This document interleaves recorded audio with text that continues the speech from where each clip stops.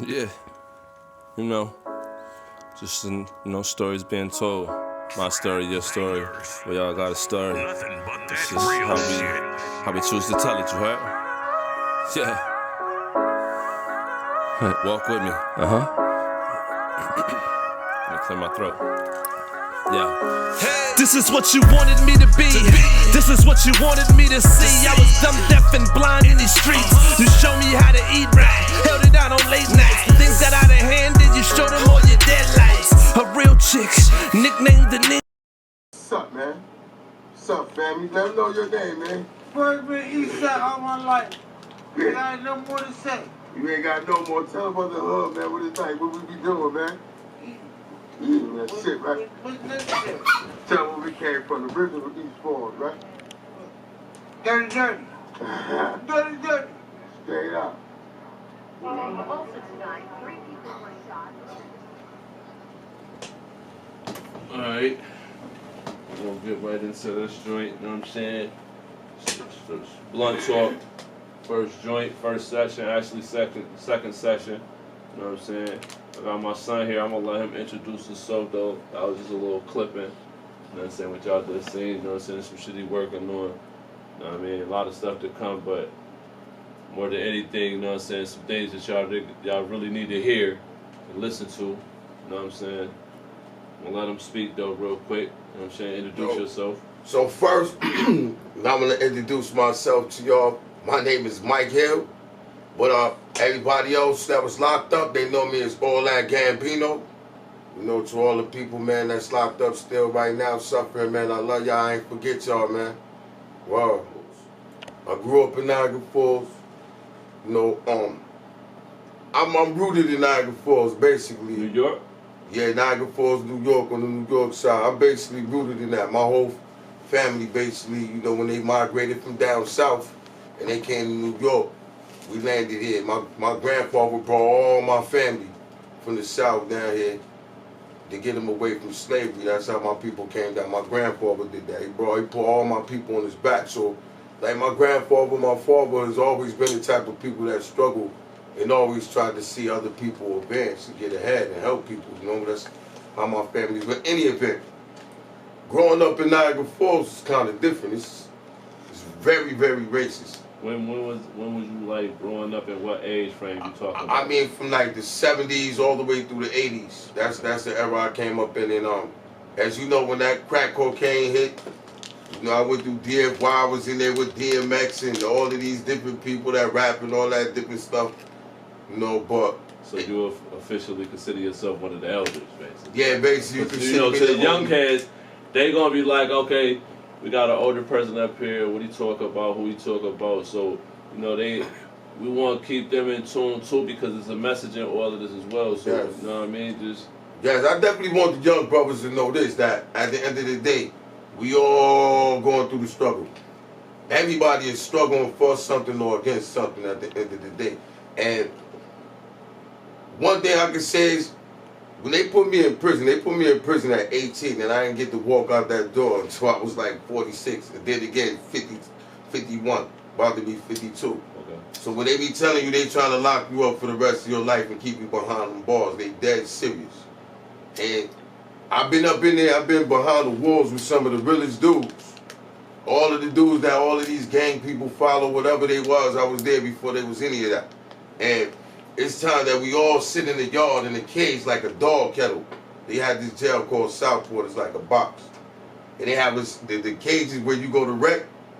It's shaped exactly like when you go to train your dogs in the dog kennel. So we be out there. We can just rhyme.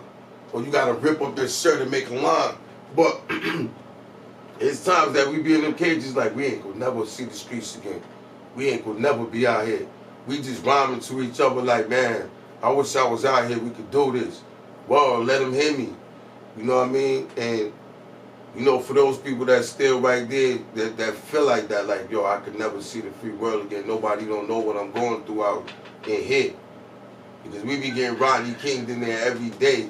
On different and it's like, you know, out here they want to realize, they really believe that what happened to Rodney King actually happened, right, if they didn't have a video.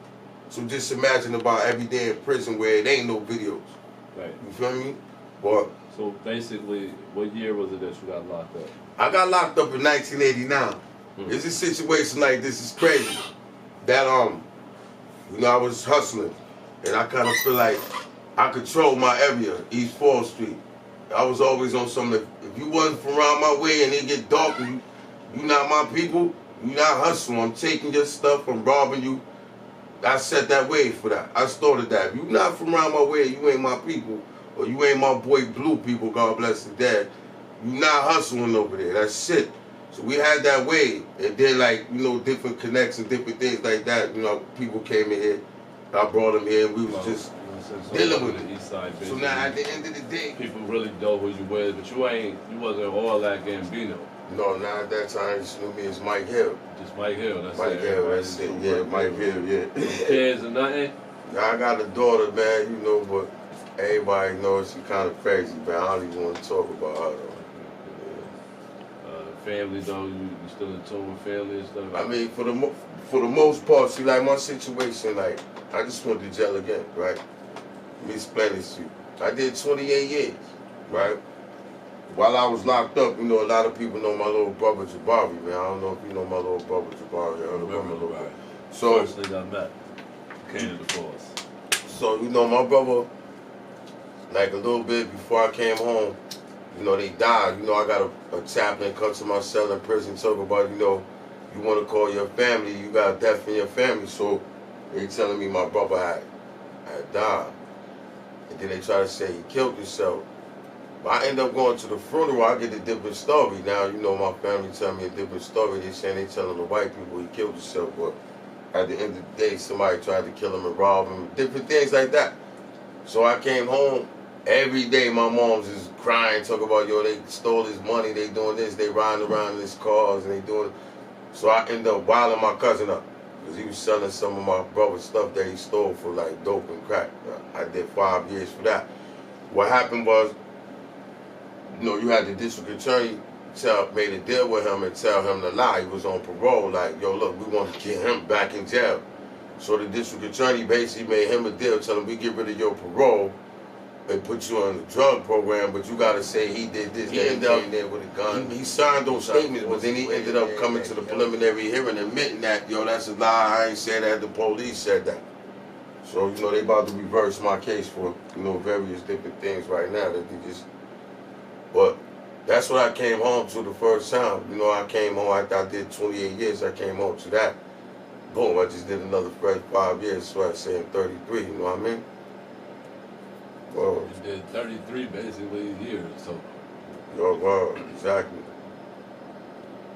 Alright, so going back though to the east side, growing up and shit, like you say you was out there and stuff like that, you know what I mean? Went to jail and stuff, you know what I mean? How was go ahead. Let me tell you something. Let me tell you about growing up in East Fork. So you know you got people that in Niagara Falls that say they from East Side, then you got people that say they from East Fork. So like in my era, when I came up, everybody that came out the house had to fight this nigga named Marky Welch. Marky Welch was a bully. Quick though, you say it's the East Side and then it's East Falls. That's right. And it's separated though. That's what. Listen, in Niagara Falls, if you live from 6th Street to like 13th Street, 15th Street, right there, you East Fork. Anything other than those streets right there is not East Fork. They be like they East Side, but we not playing with you, not coming playing with us. We ain't deal with you. Everybody else that grew up in that, it's like basically everybody that's from Niagara Falls, that's East Falls, grew up on 12th Street at one time. So you name everybody family and their whole family lived there. And it was different. It was really different. Like you had a whole family just having cookouts and feeding the whole block. And everybody was family. Like that's how we grew up before that crack came. Right. You know what I mean? But you know, but basically what I was saying, you had to come out. You had to fight Marky Welch. Anybody that can, he's a bully. And everybody, right now, you can spit in a soda, you're going to take it and drink it. That's the type of bully Marky Welch was. He was Debo. You had to fight him. And then eventually, you know, me and his family fought for years until we finally started respecting each other. Normally, you know, you fight somebody I respect, but it was it was like he had to keep fighting me for years, and then we just was like family after that. But you know, then we talking about music. We had the Chill Out crew with DJ Little Rock. You know, Elton Carl, God bless him, that my cousin that I was telling you I wild up. You know, Cookie, my boy Bogues. You know, we used to DJ. Melvin Cunningham, Ronnie Cunningham, people and all that. We used to DJ in the Monte Carlos, the Elks, the 3Ms in Toronto, the Heather Halls, the Pleasure Domes, and all of them things like that. We used to do all type of shows with Kid Cole, Pretty Tony, Warlock, and all of them. We used to do all of those things back then. But you know the hustle though. When you doing this music thing, when I was growing up, you trying to do music, you need money. And at the end of the day, you know, like I have an uncle that's been in the industry. He was the first one that brought black music to Columbia Records. You know what I mean? So you can look up Eddie Prue. He was the senior vice president for Columbia. He left Columbia and started his own records, Our Turn. And he used to have Kool Keith and Tim Dog and all of them when they used to be like Fuck Compton and all that. They was signed to him. Matter of fact, Adina Howard. But in any event, Right, before we get into that. the thing, what I'm saying is that these people try to set a standard for you to try to live by without no money though. Try to sell drugs and rob people and things like that, which ended me up in jail. Going through so much time, you know. I went through that time, and some the COs, the white people used to always tell me, yeah, you ain't do this. You might ain't do this, but you did something else. Like, yo, you deserve to be here. You did a lot of wrong things to a lot of people. And I know, after being in there so long, I thought about a lot of the things that I did that was wrong to people that didn't deserve it, and I came out here. And I really tried to make amends for, like, a lot of people that I violated. I did a lot of reckless things just to do them, you feel me? And I see, like, right now, a lot of people be doing that right now. It's like you're not thinking before you act. And you just acting sometimes because you want to get the response and love the response that you get when you act. But going out and hurting somebody and taking somebody's life, you know what I mean? Like a reckless act at that moment right there, it might feel good if you're trying to get the enjoyment. But when you really think about it and you spend your time thinking about it, right now it's going to hurt you. Because you just took somebody out. You just took somebody from somebody else's family. Just like somebody could take somebody from your family and you feeling the same cycle. You know what I mean? The same pain that you feeling, they family feeling. And then the same thing, the same pain they feeling, you gonna feel it when it happen to you too. So instead of committing reckless acts of hurting people for nothing, I'm saying that the people should get together and work together. That's what I'm looking at right now. You know, what's making us even think like this to be out here wanting to fight and shoot each other anyway? Why are we in a position to even be thinking and acting like that? Right. What's putting us out here to be so frustrated that we mad at ourselves and want to hurt ourselves anyway? Could we correct that? Could we take away, could we get to the issue, the heart of the issue that's making us frustrated with ourselves so that we don't have to be mad with ourselves no more? We can deal with ourselves and build with ourselves. What is the issue? What is making us mad with ourselves? Huh? What do you think the issue is, right? Or for lack of a better word, what do you think is missing? Me? What I think is missing? That's a deep question. I'm going to tell you what's missing, though. Structure and opportunities, real opportunities. You see how you saying right now, when I came out here right now, I had nothing. You came to me and said, yo, man, you want to try to do, I know you want to try to do something. Yo, my brother introduced you to me, so I know you're not going to, I'm going to help you. You don't got too much of that here right now. Right now, that could be a business. We need things like that. We need people coming back. And when I was growing up, you had to do it. He started a karate school and said, you know what, you want to work in my karate school? I'm going to teach you how to fight. And then now you training other people coming in here. I'm giving you a job. I'm bringing back to the community, taking the people out of the community, giving them jobs. You give them structure. You bring it back. You bring it back like the family in the community. That's what I'm saying is missing, man. It ain't no family in the community no more. You think that's because they might have took a lot of the guidance out of the areas at certain times, because I mean, it's like it was a spike up and then a spike down. I mean, but around the area and the time that you left, at that time it was a wave of calmness, but then again, you know, that was the crack era and all that. So many different things shifted, you know. Then nowadays it's going back to the heroin and all of that, and the drill music and everything else. So it's a lot of influences, and even if you took that away though, and you gave it that structure that you're talking about, like, do you think that the togetherness that's in the city right now can still be brought together? Because on top of that, I do remember, not to cut you off, like how they used to have over there on in Center Court, what was that called? The Black Experience, man. Come on, man. Like, you know what I'm saying? Oh, so yeah. now they got the Legends Park and all of that. So, you know, that's an opportunity for you to get involved with them people that's up there too. Though. So, You got me like, thinking about this. You know, just basically like branching out. I know you said you only been on 7 months, so watch you gotta get together and all of that. And, you know, we just getting to know you really, like, you know what I'm saying, Yes. coming back home. Yes, so, you know we here. you know what I'm saying? But, you know what I mean, just, you know what I mean, just stay focused on all of that, right? And just, you know what I'm saying, I'm pretty sure it's way more to the story to tell, you know what I'm Yes, saying? yes, there's a lot more, man. I hope the people stay tuned, because I'm going to give it all so nigga hear the real true me, man.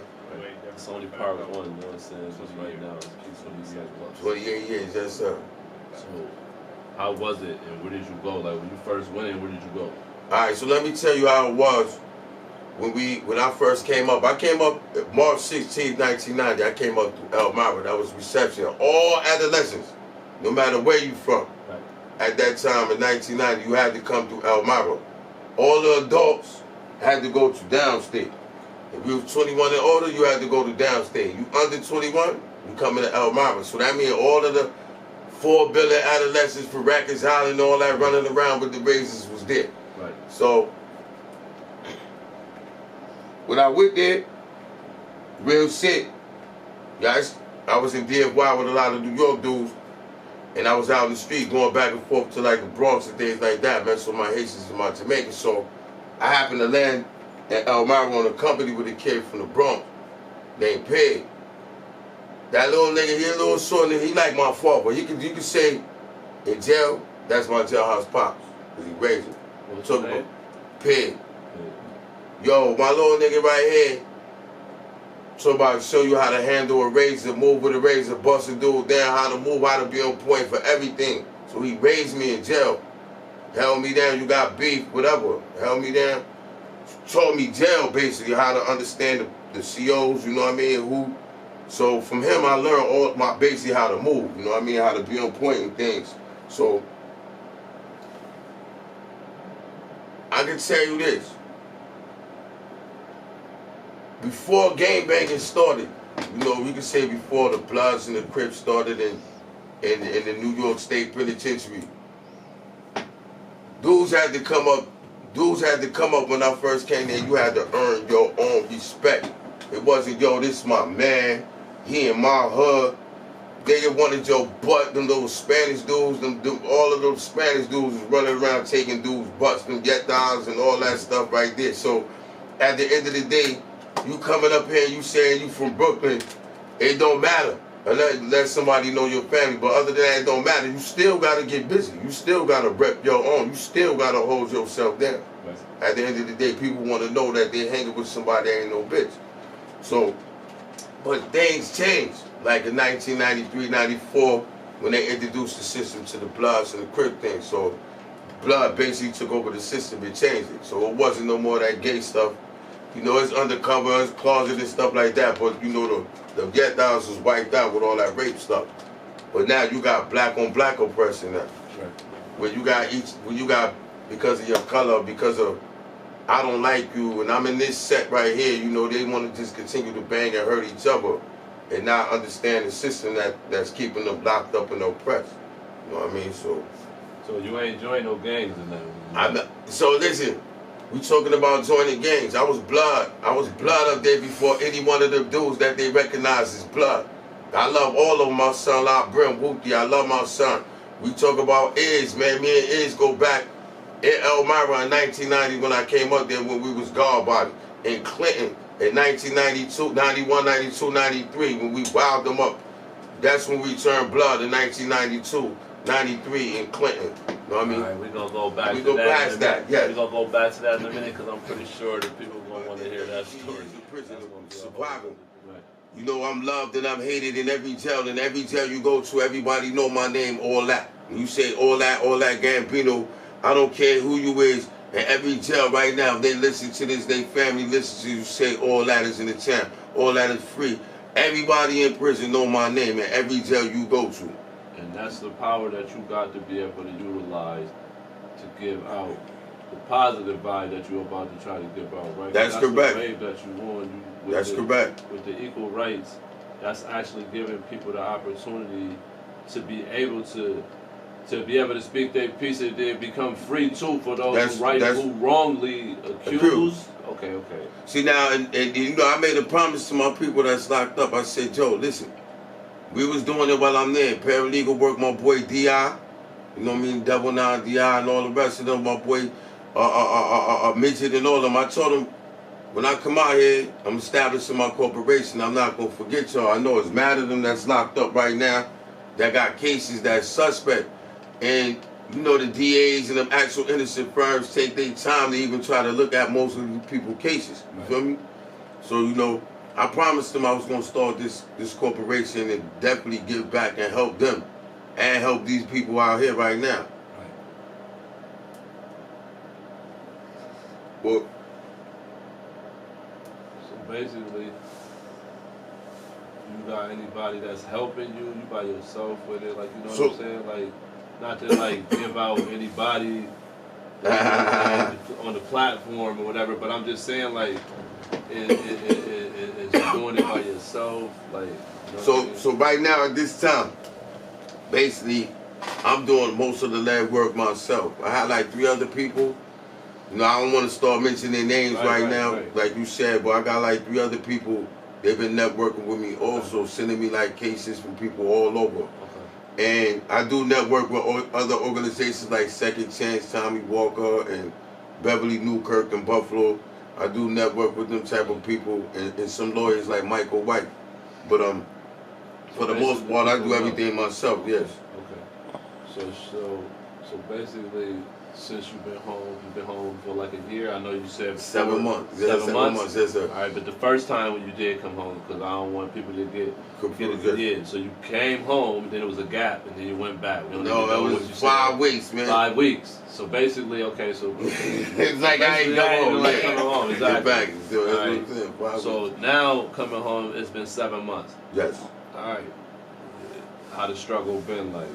All right, so like when I was just saying, walking out the door from prison, you know what I mean? Like, really this time is like, it seemed like they was trying to hold me back and trying to keep me from being able to do it. It's like they gave me no information. I said, all right, this time I came out with a purpose. Okay. I had an ideal before, but it wasn't the purpose behind that ideal. You know, you see how when you say, all right, I want to do something, this is what I want to do, you got the ideal. Right. But when you start putting that action behind that ideal, it's like this ideal becomes a purpose. Now you're trying to accomplish something for real. So I came out here with a mission. I said I want to accomplish some things. And first and foremost, this court system, this Niagara County court, the police, I said I have to correct this.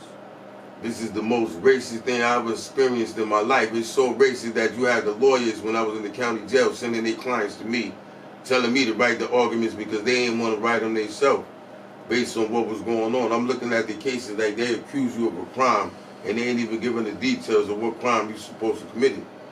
And lawyers don't even object, like, hold up, we don't even supposed to have a case because you ain't even submitting the proper information, even charge you. But this is what's going on here in Niagara County and nothing is being done about that. You know what I mean? So this is what I come to correct right now. Right. But so you're basically on a positive wave. And about like far as the youth and all of that, like what do you plan to do like far as helping the youth? Because I want people to understand too that, you know what I'm saying, you really got a big thing for trying to get the youth back on track too, right? Like that's correct. Okay. So now this is what I want to say first. The other day I was walking past Creek Park and I seen a young brother that was playing basketball by himself. He ain't really had nobody to play with. So I went out there and started playing with him a little bit. I ain't played ball in a while. I'm an old timer. He's shaking me. But I'm like, yo, y'all don't got no center, no wide. Y'all don't got no where y'all play ball. I know when I was growing up, we had the 13th Street Center, and we used to play against 17th Street Center, the wide, or the St. Joe's School. They don't got none of that around here. I would like to promote that. You know what I mean? I would like to promote. I would love that. Bring that back. The little football teams and the basketball for the kids, man. Okay, well, what about like, as far as like, cause like you said, this is really your stomping ground. So like, as far as like in this city right now, like the violence, like what you got to say about the violence in the city right now? With the youth and their guidance, like all of that being mixed together, like what would be like your feedback on that? So, I mean, like making us even think like this to be out here wanting to fight and shoot each other anyway. Why are we in the position to even be thinking and acting like that? Right. What's putting us out here to be so frustrated that we mad at ourselves and want to hurt ourselves anyway? Could we correct that? Could we take away, could we get to the issue, the heart of the issue that's making us frustrated with ourselves so that we don't have to be mad with ourselves no more? I definitely got to, shout my wife out for the support she gave me because first, coming home, she made sure I came home, right? She kept me focused. Even when I be losing focus, anybody can tell you, coming home from jail, they don't give you nothing. Right. When you walk out the door, that's why they tell you when you come back, yeah, you coming back, because they know when you walk out that door, you leaving in the position with nothing. Right. They give an immigrant more information and more opportunities than they give us when you walk out that door from jail. But it is opportunity in there to get what you need. Right, you can learn it while you locked up. You have to take the time.